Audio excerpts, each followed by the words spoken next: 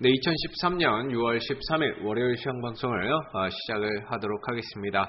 자, 오늘 코스피는 1.9% 하락한 1979포인트로 마감이 됐는데요. 자, 얼마 전까지만 하더라도 2000포인트를 넘어서서 그 이상을 바라보던 코스피가 단 하루 만에 2000포인트 아래로 순식간에 좀 내려오고 그 밑으로 또 1980포인트마저 깨버리게 되면서 오늘 거의 2%에 가까운 급락의 흐름들이 만들어졌습니다. 자, 오늘 수급을 보시게 되면 외국인들이 1468억 정도의 순매도 흐름을 보였고 코스피 선물에서는 한 2000억 정도의 매도의 흐름들이 나왔는데 사실 매도가 많아서 떨어졌다라고 보기에는 조금 어렵죠. 외국인들의 매도는 그다지 그렇게 많았다라고 볼 수는 없을 것 같고요. 다만 이제 외국인들 수급의 시장을 끌고 갈 수 있을 만한 이 수급의 주체인 외국인들이 매도를 했었고 기관마저 함께 좀 매도를 하게 되면서 그 물량들을 다 개인들이 받아갔다라는 데 문제가 있는 거죠. 그래서 개인 시장을 잘 보시게 되면 항상 개인들이 매수를 할 때에는 딱히 시장이 올라가질 않습니다. 오히려 급락이 나오거나 조정이 나오는 경우가 많은데 외국인들 기관들이 지금 매도를 하는 가운데 개인들이 좀 받아내는 그런 모습들을 보이면서 전체적으로 오늘 시장이 한 2% 정도에 가까운 하락 흐름들이 만들어졌습니다. 이유는 우리가 다 알고 있는 그런 브렉시트에 대한 우려감, 그 다음에 FOMC 금리 인상, 금리 인상의 여부가 이번 주에 또 결정이 되죠. 거기다 MSCI 편입이라고 하는 중국 상해 A지수 MSCI 편입이라고 하는 이 변수가 남아있는 상황에서 그동안에는 딱히 이렇게 반응을 안 하다가 오늘에 들어서 한 2% 하락을 하는 그런 모습들을 좀 나타냈는데요. 오늘 전기전자, 화학, 운송장비, 의약, 음식료, 건설, 운수창고, 증권 너나 할 거 없이 다 떨어졌다라고 보시면 됩니다. 그만큼 업종 대표주들, 시총 상위 종목들은 다 급락을 하면서 무너졌던 그런 양상인데 왜냐하면 잘 보시면 우리나라는 이전에도 말씀을 드리지만 위로는 2000에서 2050포인트가 거의 고점이라고 보시면 되고요.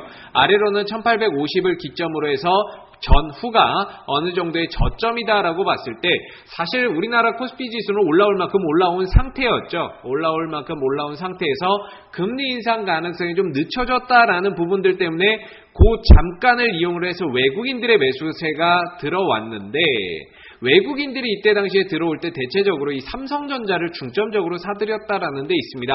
그리고 나머지들은 사실 그닥 그렇게 매수세가 강하게 들어오지는 않았었는데 이때 당시에 올라갈 때는 삼성전자만 좋았던 상황이었죠. 그래서 오늘 같은 경우에는 삼성전자도 좀 떨어졌고 여타 시총 상위 종목들도 다 하락하는 그런 모습들을 좀 나타냈는데 지금 상황에서는 코스피가 올라갈 만한 마땅한 모멘텀이 없다라는 게 가장 큰 악재가 될 것 같고요. 명분이 없다라는 거죠. 명분이 없기 때문에 시장이 2000포인트 위로 올라선다 하더라도 추가 상승 가능성이 상당히 제한적이다라고 밖에는 볼 수가 없는 거고요. 오히려 코스피 시장에서는 1850 기점으로 해서 내려왔을 때가 상당히 좀 좋은 매수 포인트가 될 수 있다라고 말씀을 드렸다시피 지금은 고점을 찍고 어느 정도 이런 쌍고점의 형태를 형성을 하고 좀 밀려나가고 있는 그런 양상들인데 아무래도 연말에 브렉시트, 월말에 브렉시트에 대한 이런 불확실성이 해소되기 전까지는 시장이 올라간다 하더라도 올라갈 수 있는 그 상승폭은 상당히 좀 제한적일 수 있다라고 보고 있습니다. 그래서 오히려 1900포인트 좀 아래로 내려오고 1850포인트에 내려왔을 때 저점 매수의 기회다라고 보시고 여기에서 좀 잡아나가는 그런 전략을 조금 더 활용을 하시면 될 것 같고요.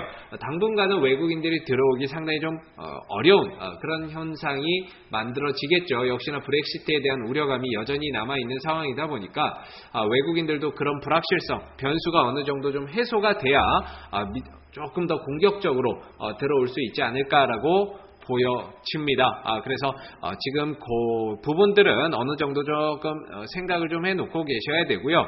시장이 1900, 1850 이 정도에 왔을 때 오히려 코스피 대형주들 많이 떨어진 종목들 위주로 해서 저점 매수에 나선다면 좋은 구간에서 또 잡아볼 수 있기 때문에 지금은 매매를 하더라도 단기적인 관점 그렇게 해서 좀 짧게 치고 빠지는 그런 매매 전략이 좀 필요하다라고 보고 있습니다. 그만큼 지금은 이런 변수 이런 것들 때문에 대형주들은 조금 주의를 하시는 게 좋을 것 같고요.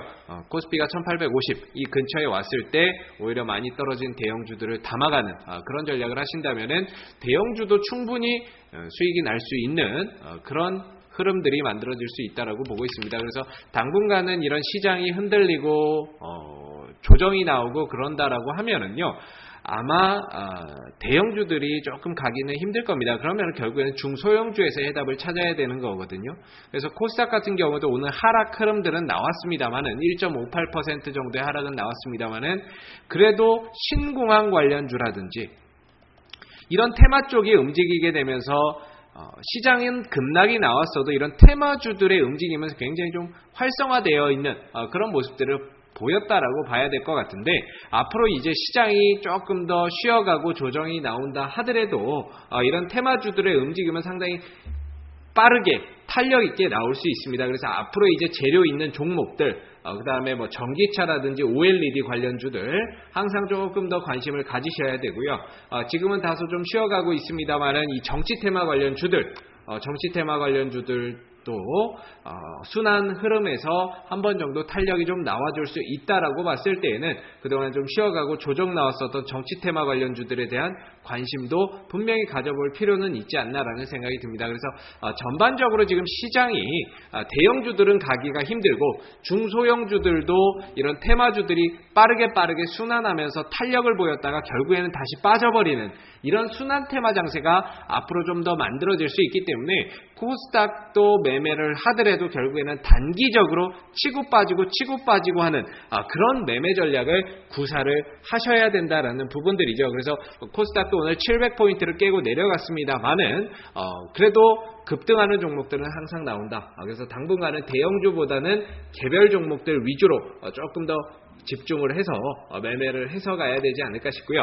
그리고 순환 테마기 때문에 흐름들이 넘어오고 다음날 또 날아가는 게 아니라 오늘 급등 나오고 내일 또 급등 나오는 게 아니라 오늘 급등 나오면 내일은 바로 쉬어가면서 이 흐름들이 다른 쪽으로 넘어가는 다른 쪽 테마나 그동안에 조정받고 쉬었던 테마로 넘어가는 이런 순환 테마 장세가 만들어질 수 있기 때문에 몇몇 테마주들 그날 아침에 들어오는 종목들 위주로 해서 짧게 단타치고 빠지고 그리고 그동안에 조정 많이 받았던 거를 또 밑에서 대기하고 있다가 잡아서 끌고 가는 그런 매매 전략을 조금 더 활용을 해보셔야 되지 않나 싶습니다. 그래서 당분간은 6월 하반기까지는 여전히 변수가 지속될 가능성이 크기 때문에 매매 전략을 비중을 크게 가져가기보다는 짧게 끊어서 치고 빠지고 하는 그런 단기 매매 전략을 활용을 해보셔야 되지 않을까 싶습니다. 그래서 오늘 1.58% 정도 떨어졌는데 코스닥 같은 경우에도 이전에 이런 흐름들을 감안해서 봤을 때는 떨어지는 건 순식간에 떨어질 수 있는 거죠. 그래서 떨어지게 되면은 650포인트까지도 단기간에 한 번 정도 훅 밀리는 그런 양상들이 좀 나와줄 수 있을 것 같은데요. 그래서 어느 정도 이런 변수들 염두를 좀 해주시고 지금은 공격적으로 잡아서 끌고 가기보다는 단기적으로 치고 빠지는 그런 매매 전략을 활용을 하신다면 6월 남은 이 시간대에도 남은 시장에서도 충분히 수익을 내고 빠져나올 수 있지 않을까라는 생각을 한번 해봅니다. 자, 오늘 2016년 6월 13일 월요일 시황방송은 여기서 마무리를 하도록 하고요. 내일 시황방송에서 다시 찾아뵙도록 하겠습니다. 감사합니다.